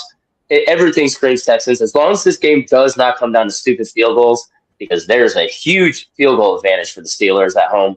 Always will be. I'm going to stay away from that, though. I don't think that'll be the case. I think Texans comfortably win the game and just get them out of there, please, because that's the only team I can't have win this thing. Yeah, I am lone wolfing it and taking the Steelers in this one. I will admit, though, Houston is a better team. I just think that Pittsburgh just finds the way to be extremely annoying in the playoffs and beat somebody they shouldn't beat. So that's the reason I'm going with it. But I do think the Texans are a better team. Moving on to the next game, we got over here. We got the Buffalo Bills taking on the Jacksonville Jaguars. This should be Josh Allen's year to be able to make it all the way because you have no Lamar, you have no Burrow, you have no Patrick Mahomes. This should be the year to do it. They're coming up in a buzzsaw of a team right now, though. Jacksonville, as much as I hate to admit it as a Colts fan, is looking pretty damn good. Trevor Lawrence is playing the best at it in his entire career. It could be Liam Cohen, or could maybe he just starting to figure it out. Maybe it takes some time for people to get used to the game. Maybe it's slowing down for him. But Trevor Lawrence is on a heater right now and looking great. Having said that, I'm still going to take the Buffalo Bills. I think this is Josh Allen's time to finally get over that hump without those other guys in there. BC, I can already see you're disagreeing with me, man. What do you got? Oh, man. Liam Cohen is going to be the stuff of Josh Allen's nightmares. He's going to hear him the night before. Duval whispers in here, man. The corniest thing of the offseason. I hated it, but my gosh, like he just showing us why we made the wrong decision in Tampa. That, like you said, they're a buzzsaw of a team on offense, on defense. They do a great job both sides of the ball. Trevor Lawrence has never looked better. It's going to be at home in Jacksonville for them, so I feel like any advantage Buffalo may have had because it's negated by going on the road into warm weather. I got to take Jacksonville this one. I think, no Burrow, no Allen, no Mahomes. No Burrow, no Jackson, no Mahomes. Well, guess what? In the next round, we're going to have no Allen either. So I think this next round, it's going to be a free-for-all, and it starts with Jacksonville in a close one, getting the win over Buffalo. All right, Charles, what you got, buddy? Hey, I'm going to roll with Buffalo. It is their time, and not just because of that. They are not the better team. They are not the better defense or anything like that. In fact, Buffalo struggles to defend the run. I think Jacksonville is going to expose that. But overall, I just think anytime you have, how they say all the time, you get 6 on average new playoff teams each year in the great parity-driven NFL, right? On average, half those inexperienced teams get bounced in the first round, right? So somewhere in this grid here, you have a few new teams, the Panthers, the Bears, and you have obviously New England and Jacksonville. I think Jacksonville, amongst those teams, has the biggest opportunity to fold because Trevor Lawrence does have had a lot of moments where he just kind of is out there and he's doing it and he's turns into a couple of interceptions. Then he kind of gets in his own head, and he hasn't shown that a lot this year, especially on this little streak they got going on. I think they've the last 8 games they've won against the spread, so they have been hot. But I think if ever a time, Josh Allen. I like Josh Allen. I love Josh Allen, I should say. Other than Burrow, I think he's the best quarterback in the league right now. But that's neither here nor there. But either way, I do take Buffalo to win the game. I just think the experience has to get them there. I'm not saying it'll force them right to this Super Bowl. But here, I think Jacksonville's 1 year away. Oh man, it should be Josh Allen's time. His kryptonite is not there. The Kansas City Chiefs are out. Patrick Mahomes suffering at home with that knee injury. He's like happy as hell. He gets to go against the Jacksonville Jaguars. He doesn't have to see Lamar. He doesn't have to see Mahomes. He doesn't have to see Burrow. But it don't matter because they're not going to get it done because that defense is just atrocious compared to the Jackson Jaguars offense. That offense is probably going to put up 3 touchdowns and a field goal. They're probably going to win this game by 7 points or 10 points. And Josh Allen's going to do his thing. It's not like he's not going to do his thing, but that defense is not going to help him out, and they're not going to be able to win the game. And after they lose this game, I better hear the same talk that y'all have about Lamar Jackson to Josh Allen. Oh, we will. I better hear that same talk. We will. Josh Allen's just better though, so it doesn't matter. We can. It's already. Oh my god. Easily. 2 Not even MVPs to comparable. 1. I'll just say that. All right, let's move over. Let's keep on moving down here in this AFC here, man. We got an interesting game here. 2 teams that some people didn't really think was going to be in there, man. You got the Los Angeles Chargers and the New England Patriots. This is like a throwback to Brady and Rivers days, you know? Man, you gotta love what the Patriots have been able to do that quickly. Getting good head coaching in there. Mike Vrabel is doing a hell of a job, has the team believing. But then you got the other Harbaugh out there, man, and I love watching Justin Herbert play. I like their offense. I like the Chargers a lot. I don't know how to really go in this one because it could go in so many different directions. But I think that this is where the Patriots kind of come back to where they probably should have been in the beginning of the season. I'm going to take the Chargers in this one. G Mike, what you got? I got the Patriots. I like what they're doing. I know that they only won 1 game over a team that's actually meant something to their division, their conference, above 500 record team.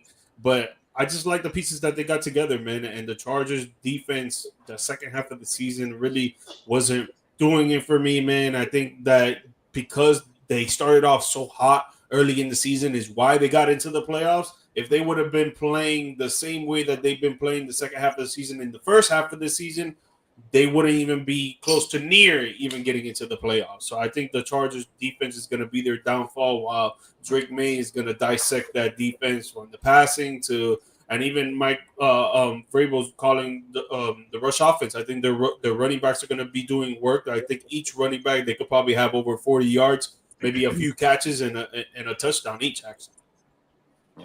Yeah, shout out to Drake May though, for real. Drake May is having one hell of a season, and it seemed like when the lights clicked on for that kid just instantly got it. So shout out to Drake May for one of the best seasons, if not in the best seasons for the Patriots, and you got Brady in that picture, you know. So that's shout out to him, man. He had a hell of a year. What you guys got next? I got to go with New England on this one. They're just a better overall team, more complete, and I would say even when it comes to coaching, like I think Mike Vrabel has done an amazing job coaching them this year. And again, we did not expect them to be this good, and we thought they were gone, and now they're back. So, we'll see. We'll see if they're able to make it past after this round. But as far as the wild card round is concerned, I got New England winning this one.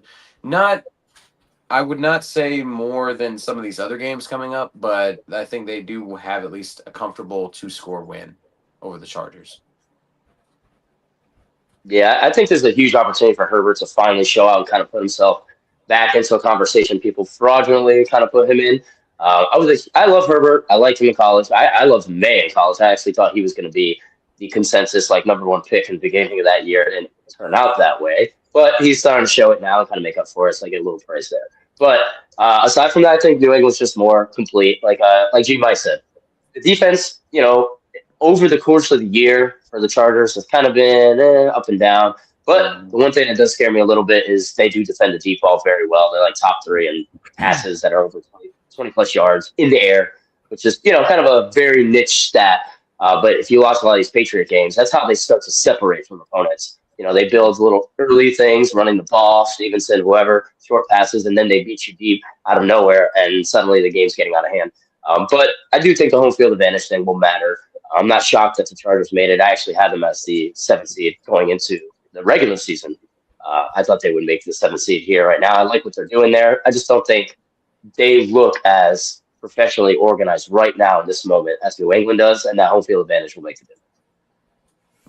It's gonna be one hell of a AFC, man. So let's go ahead and jump over to the NFC. We got the Rams and the Panthers. Surprisingly, the Panthers beat the Rams last time these guys played. Do you want to see that happening again? I do not. I think the Rams are going to get back to form and dominate this game. It is a good story. I'm sorry for you, BC, being in their division, but it is interesting to see that the Panthers are where they are right now. We were having bold predictions a while ago, and I was going to say that I did pick that the Panthers might make the playoffs this year, so I just want to be able to say that one out loud. But anyways, having said that, having said that, I'm going to take the Rams in this one. I think they're going to win it pretty handily. Mike, where you at? Facts, dude. I think the Rams are my team to come out of the NFC, honestly, to go to the Super Bowl. I like what the Seattle Seahawks are doing for sure, but I think the Rams have a more complete team. In my opinion, they have an MVP quarterback. I think he should be the MVP this year. Carolina's defense is decent and close to being great, but that Rams offense, man, is just too stifling. They're going to have Devontae Adams back, Puka. They have Kyron Williams, MVP Stafford. I mean, dude, I don't think the Panthers are going to be able to put up 2 touchdowns on this Rams defense. So I think the Rams will probably win by at least 14 points. Mr. NFC South, what do you got? This is going to be probably the biggest blowout of Wild Card Weekend, I think, and it's going to go in the Rams' favor. Everything G-Mike just said. This is not because I'm upset about Carolina. Sure. Yeah. I think of the two. That's seawater. I think of the two Bowles. I think of Bowles' 2 offensive coordinator, former OCs. I think this is the one where. I think Panthers kind of come back to reality a little bit. I think that the one win that they got in the regular season was a nice little blip on the radar, cool. But I think, like y'all said, this is LA's chance to kind of tune up, get into form, and really make a big, deep playoff run for sure. I got 3 scores. I am salty. I'll say 3. Yeah, at the end of the day, Bryce Young just ain't going to get it done. This is a team that looks very good. They're one piece away in a very big way. But they're very far from that. I know they haven't been committed to Bryce Young on this option. They're not choosing to pay him early. Obviously, it's a team that's not dedicated to him long term. I just don't think he's ready regular season form. I don't even think he's anywhere close to ready to take on the Panthers in this game. I know he's had some bright spots, primarily the game they just played him. This is going to be a touchdown kind of game. You can't chip away with a couple field goals and hang in there and no offense, beat the Bucs and stuff like that. Like, you're going to have to put up 25 plus points, and they're not nowhere near capable or ready to do something like that unless they get a series of pick six, a couple kick returns that go to past the 50 and stuff. It's going to take the miracles, and I think they wasted that already beating them earlier this year. So Rams by at least 2 touchdowns. Yeah, I think it's pretty. That one seems like the one makes the most sense out of all these games. All right, so the next game we have the San Francisco 49ers taking on the defending champ Philadelphia Eagles. Whoa. I think the Eagles are going to get into the playoff form, and I think they're going to dominate this game, to be honest with you. I think that the writing is on the wall for the San Francisco 49ers. They cannot stop the run, and unfortunately for them, the last couple of weeks they've played a lot of run-heavy, dominant teams. And you're going to I think you're going to see a lot of Saquon. I think you're going to see a lot of Jalen Hurts, and you might even see some Tank Bigsby in there as well because they're just going to keep on running the ball. And I don't think San Francisco can hang with them whenever they're starting doing that, and that defense is pretty stout too. We'll see if Purdy is back up and running. I'm pretty sure that he just had a stinger, so he should be okay for the playoffs. But I'm going to take Philadelphia. I think they're going to handle it to them pretty good. BC, man, you're up first. I'm going to buck the trend. I think somehow San Francisco actually finds a way to get the upset against Philly. I know that we talk about playoff form and stuff like that, but honestly, it's just, I don't know. I just haven't been as impressed with Philadelphia this year as I have been the last few years. I know that, again, they've struggled against the run this year. I feel like it's feeling in my gut. I think that somehow San Francisco is going to be able to put together a game where they're able to do just enough, keep it close, and I think they'll be able to pull away by a field goal, but I will take San Francisco with the upset here, just on a whim. Who you got, Charles? Yeah, I'm a roll with San Fran too. I like the defensive thing. I do think, the Brock Purdy and that team just has not looked super good. I know it's just one game, Seattle, good matchup, stuff like that. But, I don't think they've looked offensively amazing, and I do think the Eagles can figure that out. But at the same time, I'm not super sold on Saquon just taking over this game, despite the defensive run issues. I don't think. Yeah, and we mentioned, earlier, being a game manager is not a bad thing. It's perceived as a bad thing because it takes you out of the elite conversation. But Jalen Hurts just won you a Super Bowl being a game manager, and I think Brock Purdy can be just good enough to beat this team, and I think San Fran can figure it out as well. Interesting. G-Mike, what you got, buddy? I would like to say the Niners, man. I really would like to say the Niners, but they got so many injuries on defense, man. There's a lot of question marks all across the board, from the secondary to the defensive line to the linebackers, especially the linebackers. When you lose Fred Warner, that's like the heart and soul of that defense. Like going into playoff mode where a lot of things change, become more focused. The game does slow down. Like you need your star defensive captain out there on the field, and he's not going to be there. He's going to be available. He's injured to be out of the game. So I think Philly, they've been in these moments. They know how to win in these moments. They're going to take advantage of what the Niners defense is looking like right now. I think Philadelphia's defense is one of the best in the league. I would say maybe top 5. I would say top 10 for sure. But just with the Niners having so many injuries, man, it's tough for me to see that they can stop Philly from outscoring them.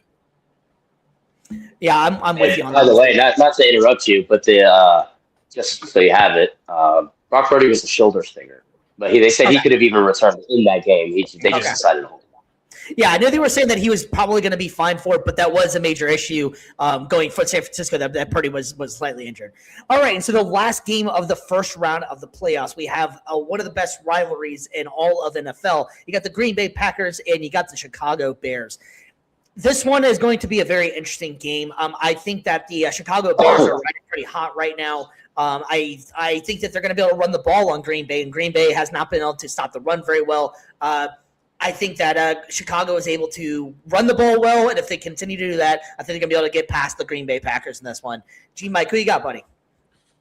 This one, man, is going to be tight for me, bro, because I think Chicago has the better offense when it comes to passing the ball, when it comes to maybe not running the ball, because Josh Jacobs is that dude, and he can make plays and he can score for sure. But if it all relies on him and they're not able to get a pass game, it's hard for him to actually do work, right? So if all the attention's on him, it's going to be tough for them to actually score when it comes to the Green Bay offense. Their run defense is atrocious, is bad. I think Chicago's defense is better, but the inexperienced play here for Chicago is what really questions it for me. I don't know if they can get past the first round against a divisional opponent who's been there, almost went to the Super Bowl a few years ago. Like Jordan Love has been in that situation. Yes, he's not an amazing quarterback, but he can get it done. He's I would say a top tier game manager. It's tough for me to really pick here, bro, but I'm going to go with the experience, and I'm going to say Green Bay. All right, PC, man, what are you thinking?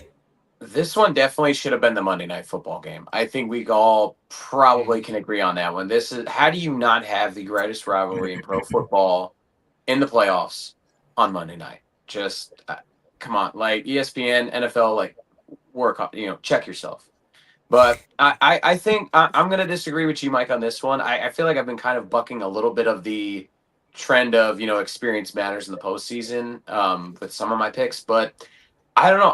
I love the way Chicago's defense plays. Like they dominate the turnover game for sure. Like they lead by leaps and bounds, I think, in turnover differential per game. So like they do a great job of getting the ball. And yes, Jordan Love doesn't turn the ball over a whole lot. But I think that because of the fact that they're playing at home and, I think that they do have this new excitement, it seems like a new era of Bears football. I think that just combined with how they just are able to take the ball away on defense, I think it's just going to be too much. And I see them winning by anywhere between a field goal and a touchdown. But they'll get the job done, Chicago. All right, Charles, take us home, man. Yeah, this is – I'd say it's like new teams in the playoffs, so this like Bills-Jags thing. Like this is more exciting to me than typically these old-school rivalry games. But, man, this is just on the money. This is such a good timing for this game. I agree. They should have been. The Monday Night Football, it screams Bears. Also, either way, that's just a whole other thing. But Jordan Love let me down this year. I'm going to have to say, I thought this would have been the year he kind of took a step up. I actually had them winning the division. Bears kind of came out of nowhere with that a little early. I know they've kind of been building this team over the past few years, rightfully so, and doing it well. I think even though both teams are kind of backing their way in, Packers have lost like 4 in a row, and Bears lost a couple. I think even in the L's, the Bears have looked better. I think this team is really jumping and collecting themselves in the last month here, where whether they win or lose, they're starting to put up points. They're starting to play. I mean, they've already been playing great on defense. Like you said, the turnover differential. There's a lot to like about them. Whereas I think Green Bay kind of has that Philly feel where they're just taping it up. They're just trying to hang on, and they made it in. Let's see what we can do when we get there. Kind of like Pittsburgh as well. I don't think they hang in too late there, so I'm gonna stick with the Bears. I just want a great game, but I will go with Chicago. Yeah, I think so too. That's why I'm going to pick him there, man. But either way, we are all extremely excited that the playoffs are here. We're going to bring it. We're going to bring it up today, but we totally forgot. And maybe not on Friday. A little bit of housekeeping for the show. We are going to try and be consistent as we can with Tuesdays and Fridays. We were doing Saturdays for a little while, but we're going to try and make it on Friday nights, maybe at 7:00, somewhere in there. So while you're getting ready to go out, listen to your boys, man. Have a good time with us. And you can always listen to it later on as well. So a little housekeeping on that one. We're going to try to be doing that one. I want to give a shout out real quick to Varsity Sports for keeping with us and helping us out. And one other major one I want to give a shout out to as well, because they came through for us big today, is Podmatch. Podmatch has been fantastic for us. I want to give them a special shout out because we actually got paid today, so we really appreciate that. It's something really cool. It's a big movement for us. We finally got some recognition for what we're trying to do as well. And one more thing we have coming on our end as well, if you can finally get a chance to see it, we have our own apparel coming out soon. So we're going to be looking like that's going to be kind of cool, big venture for us. So we hope that this looks pretty good. The guys should have their shirts. I leave by Friday. I got them sent out today. So we'll be having a lot of new looks for everybody. And if anybody wants any of them, we'll have them on sale coming up, or just be able to pass them out. We're trying to figure all that stuff out. So we have a lot of stuff coming for the new year of 2026 for Views from the Stands. Mr. G, Mike, you got anything you want to let the people know before we take off? Yeah, Charles, thank you for coming on, my guy. Yes. We appreciate it, bro. Thank you for coming on.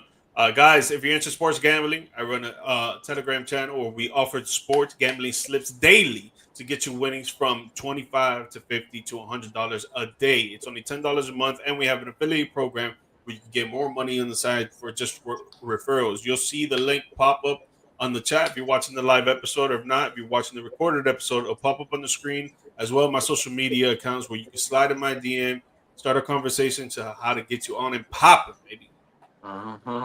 Absolutely. Mr. BC, what you got, buddy?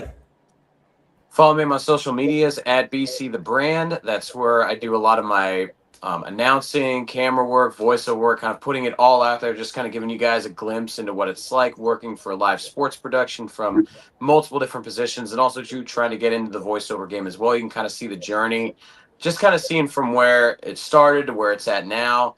The website, bcthebrand.com. I've got a few blogs there as well, just kind of writing about what some of these adventures have been like.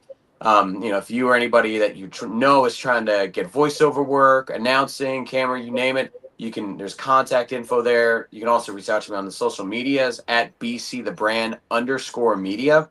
And again, it's just where you can kind of see the journey. And if you like the story, you want to bring me in, I'm willing to do anything and everything. So, BC the Brand, man. Let's make it happen.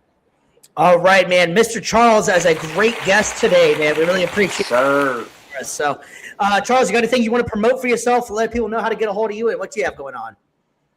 Hey, well, one, appreciate you guys having me on. I love this core group that you guys have here. I've been on a ton of podcasts with, not to knock anybody, I love them all, but a lot of times when you get into these big sports podcasts, there's usually like a standout person who's slowing it down or not doing well or doesn't. You guys have your roles so defined. You know what you bring. You have good energy. Everything about it's positive. And it's just, you guys have a really good thing going. So I'm glad to see that you're into the merch and that you're pushing, you're getting paid. Huge accomplishment. Don't overlook that, because so many people quit before they even get anywhere close to where you're at. And now you're at the fringe of really hitting that next level. So love to see that. At Real CL Kid, pretty much everywhere. That's my website. It's my socials. It's all my platforms, music, sports, whatever. Glad to be on. Super side note.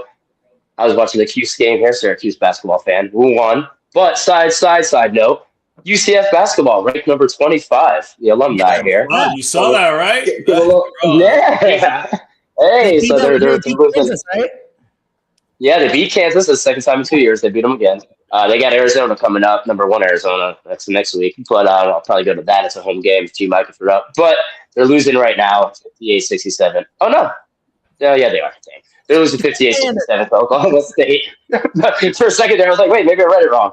But no, yeah, they are losing right now. But that's okay. Just want to give them a little shine since I am a little alumni. Give them whatever I can. Thank you guys, absolutely, of course. Absolutely, man. Absolutely. I went to UCF for a little while. It turns out you can't finish. So that was always that was always fun.